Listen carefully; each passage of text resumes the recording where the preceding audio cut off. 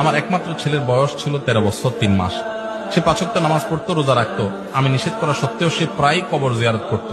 গত 9 মাস আগে সে একদিন ভোরবেলায় গলায় দড়ি দিয়ে আত্মহত্যা করে। ইন্নালিল্লাহ। আল্লাহ তাকে ক্ষমা করবেন কিনা, আমি মা হিসাবে তার জন্য নাজাতের জন্য কোনো আমল করতে পারি কিনা।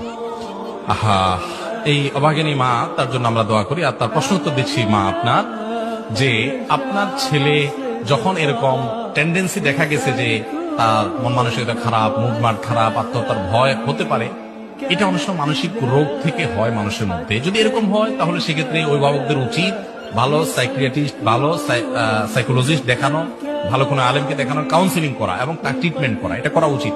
যাই হোক, যেভাবে হোক, যে কারণে হয়েছে, কেন হয়েছে, আমরা ডিটেল জানি না। মূল কথা হলো যে আত্মহত্যা করে মারা গেলে তার জন্য দোয়া করা যাবে কিনা। উত্তর হলো ডেফিনেটলি দোয়া করা যাবে, আরো বেশি করে দোয়া করতে হবে। কারণ আত্মহত্যা করে মারা যাওয়ার কারণে সে জাহান্নামী হয়, কিন্তু সে তো বেঈমান হয়ে যায় নাই। মুসলমান অবস্থা যদি আত্মহত্যা করে, তার অন্যায় হয়েছে, সে গুনাহের কাজ করেছে, এখন তার জন্য আল্লাহর কাছে মাফ চাওয়া যাবে। আর আল্লাহ চাইলে মাফ করতে পারেন।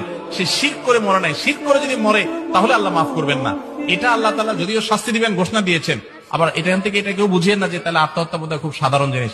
আত্মহত্যা করা কাবিরা গুনাহ, এরকম কাবিরা গুনাহ হাদিসে আছে চিরকাল জাহান্নামে থাকবে, এরকমও আছে।